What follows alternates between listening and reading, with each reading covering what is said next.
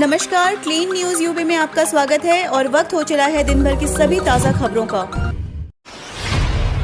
Antyodaya card धारकों को भी मिलेगा आयुष्मान योजना का लाभ। 26 जुलाई से बनेंगे छूटे लाभार्थियों के गोल्डन कार्ड। उत्तर प्रदेश सरकार के द्वारा अंत्योदय कार्ड धारकों को भी इस योजना में शामिल किया गया है, जिससे अब इन कार्ड धारकों को भी आयुष्मान योजना का लाभ मिल सकेगा, जिसके अंतर्गत 5 लाख रुपए की चिकित्सा सेवा सरकार की तरफ से दी जाएगी। जानकारी के मुताबिक प्रदेश के 40 लाख से अधिक अंत्योदय राशन कार्ड धारकों को सरकार प्रति परिवार प्रति वर्ष 5 लाख रुपए तक की निःशुल्क चिकित्सा सुविधा उपलब्ध कराएगी। रिटायर्ड कर्मचारियों के लिए खुशखबरी, मंत्रालय ने जारी किया ये आदेश। बीते 14 जुलाई को केंद्रीय कैबिनेट ने रिटायर्ड कर्मचारियों को मिलने वाली महंगाई राहत यानी डीआर को बढ़ाने की मंजूरी दी थी। अब इस फैसले पर अमल करते हुए पेंशन एवं पेंशनभोगी कल्याण विभाग ने आदेश जारी कर दिया है। इसका लाभ करीब 63 लाख पेंशनभोगियों को मिलने की उम्मीद है। किन रिटायर्ड कर्मचारियों को फायदा होगा, आइए जानते हैं। विभाग की ओर से दी गई जानकारी के मुताबिक केंद्र सरकार के पेंशनभोगियों और पारिवारिक पेंशनभोगियों, सशस्त्र बलों, अखिल भारतीय सेवाओं और रेलवे के पेंशनभोगियों, पारिवारिक पेंशनभोगियों सहित दी जाने वाली महंगाई राहत को बढ़ाने का आदेश जारी कर दिया गया है। पेंशनभोगियों को महंगाई राहत 28% की दर से मिलेगी। नोएडा, लखनऊ और मेरठ से स्टार्टअप के लिए बनेगी विशेष योजना। जानिए क्या है रोजगार के लिए सीएम योगी का प्लान। प्रदेश में स्टार्टअप को लेकर नोएडा, ग्रेटर नोएडा, लखनऊ, मेरठ आदि शहरों में विशेष योजना शुरू होगी। इस प्रदेश को हर साल प्रत्यक्ष विदेशी निवेश का बड़ा हिस्सा भी मिलेगा। इसके साथ ही प्रदेश के विभिन्न शहरों से निकलने वाले इंजीनियर और प्रबंधन की डिग्री लेने वाले छात्रों को नौकरी भी मिलेगी। स्टार्टअप को लेकर जेवर विधायक गुरुवार को मुख्यमंत्री योगी आदित्यनाथ से मिले। इस भेंट में मुख्यमंत्री ने विस्तृत योजना बनाने के लिए कहा है।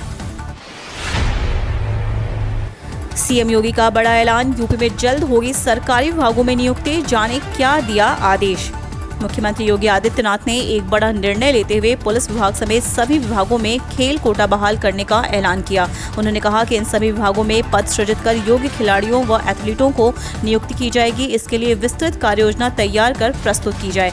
मुख्यमंत्री की ओर से खिलाड़ियों को यह बड़ा तोहफा माना जा रहा है। मुख्यमंत्री ने टीम 9 की बैठक में ये निर्देश दिए। उन्होंने कहा कि यूपी पुलिस दुनिया के विशालतम पुलिस बल में से एक है। इसमें खेल कोटा के तहत प्रतिभावान खिलाड़ियों को लिया जाना उपयोगी होगा। अब इसके लिए भर्ती जल्द शुरू करवाई जाए। यूपी बोर्ड के 56 लाख छात्रों का जल्द खत्म होगा रिजल्ट का इंतजार। यूपी बोर्ड के 56 लाख छात्रों का रिजल्ट को लेकर चल रहा इंतजार जल्द खत्म होगा। उत्तर प्रदेश माध्यमिक शिक्षा परिषद या यूपी के शिक्षा मंत्री डॉक्टर दिनेश शर्मा की ओर रिजल्ट घोषित करने की डेट का ऐलान जल्द किया जा सकता है। यूपी सरकार ने पहले ही समय रहते छात्रों के रिजल्ट जारी किए जाने को लेकर बोर्ड को निर्देश दे चुकी है, जिससे कि किसी भी छात्र को दूसरे स्कूल या विश्वविद्यालय में एडमिशन में असुविधा न हो। सुप्रीम कोर्ट के आदेश के अनुसार सभी बोर्डों को इंटर का रिजल्ट 31 जुलाई तक जारी करना है और अब जुलाई का आखिरी हफ्ता ही शेष बचा है। ऐसे में पूरी उम्मीद है कि 2-3 दिन के अंदर रिजल्ट के बारे में सूचना जारी कर दी जाए। यूपी चुनाव में ओवैसी की शर्त, अखिलेश मुस्लिम को बनाएं डिप्टी सीएम तो हो सकता है एसपी एआईएमआईएम का गठबंधन। सांसद असदुद्दीन ओवैसी के नेतृत्व वाली ऑल इंडिया मजलिस-ए-इत्तेहादुद्दीन-ए-मुस्लिमीन ने शर्त रखी है कि अगर समाजवादी पार्टी यूपी में गैर भाजपा सरकार बनने पर भागीदारी मोर्चे के किसी वरिष्ठ मुस्लिम एमएलए को उप मुख्यमंत्री बनाने को तैयार हो तो उनकी पार्टी और मोर्चे का सपा से गठबंधन हो सकता है।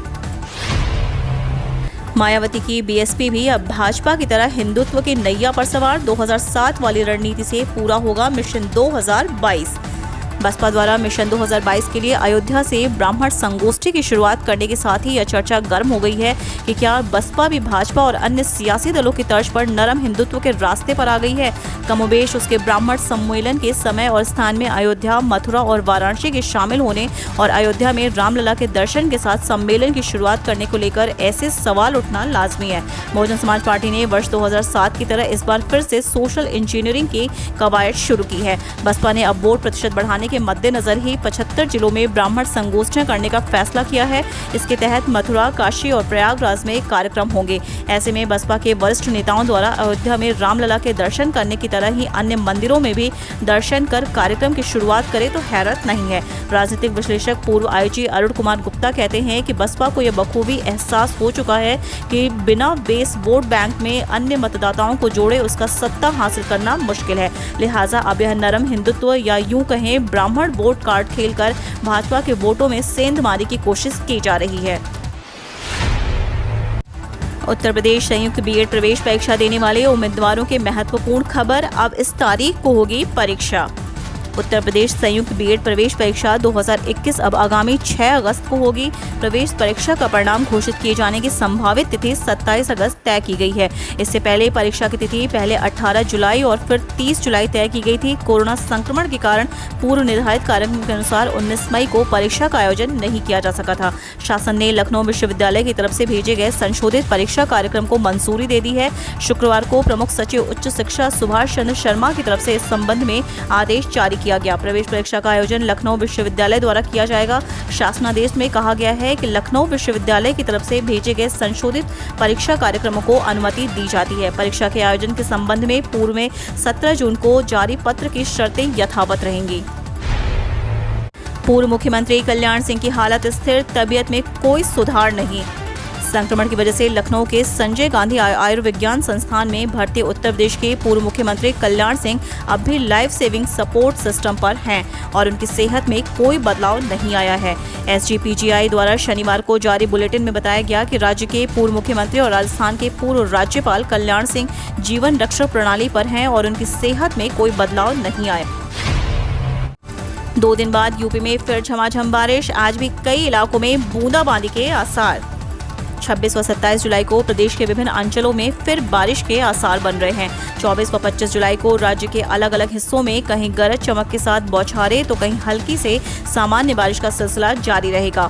मौसम विभाग के निदेशक जेपी गुप्ता के अनुसार बीते 24 घंटे के दौरान प्रदेश में मानसून सक्रिय रहा। इस दौरान पूरे राज्य में कहीं हल्की तो कहीं सामान्य बारिश हुई और कहीं कहीं गरज चमक के साथ बौछारें पड़ी। इस अवधि में सबसे अधिक 6 सेंटीमीटर बारिश झांसी में दर्ज की गई। इसके अलावा मैनपुरी, शिकोहाबाद, शाहजहांपुर के तिलहर में 5-5, झांसी के मऊ रानीपुर, मैनपुरी के भोगांव में 4-4, रायबरेली के डलमऊ, बहराइच के नानापारा, कन्नौज के छिबरामऊ, एटा, बरेली के नवाबगंज, ललितपुर, शाहजहांपुर, खीरी के मोहम्मदी, बहराइच, अंबेडकर नगर के अकबरपुर, सीतापुर के महमूदाबाद, हमीरपुर, अलीगढ़ के इगलास, हमीरपुर के राठ, शाहजहांपुर के जलालाबाद, पीलीभीत के बिसलपुर, जालौन में 2-2 सेंटीमीटर बारिश दर्ज की गई।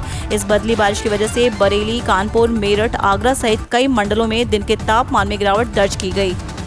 हम रोज ऐसी ही न्यूज़ लाते रहेंगे। यदि आपने अभी तक क्लीन न्यूज़ यूपी को सब्सक्राइब नहीं किया है तो फटाफट सब्सक्राइब कर ले, साथ ही बेल आइकन को दबा दें ताकि कोई भी अपडेट मिस ना हो।